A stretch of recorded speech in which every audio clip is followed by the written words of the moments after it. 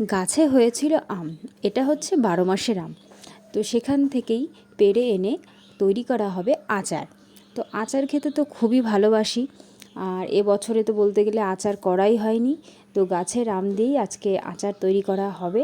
তো দেখো আমগুলো ধুয়ে তারপরে ছোট ছোট পিস করা হচ্ছে। এগুলো আবার একটু রোদ্রে দেওয়া হবে, রোদ্রের থেকে তারপরে রাত্রেবেলায় একটু লবণ দিয়ে মাখিয়ে রাখা হবে। তারপরের দিন যাই হোক মশলা টশলা দিয়ে আচারটা তৈরি করা হবে। তো আচারের আটি এখনও একটু শক্ত হয়নি, হালকা হালকা হয়েছে। তো যাই হোক যেমনই হবে ভালোই হবে আচারটা। তো যাই হোক আমগুলো কেটে ফেলছে এখনই। আমগুলো যে এত সুন্দর লাগছিল দেখতে, কি আর বলবো, মনে হচ্ছে সবই খেয়ে নিই। তো যাই হোক আমগুলো কাটা হয়ে গেছিলো, প্রায় কয়েকটা আম আছে। আর দেখো আমগুলো দেখতে এত সুন্দর লাগছে, কি আর বলবো। তো যাই হোক ভিডিওটা এই পর্যন্তই শেষ করব। আশা করি আজকের ভিডিওটা তোমাদের কাছে খুব ভালো লেগেছে।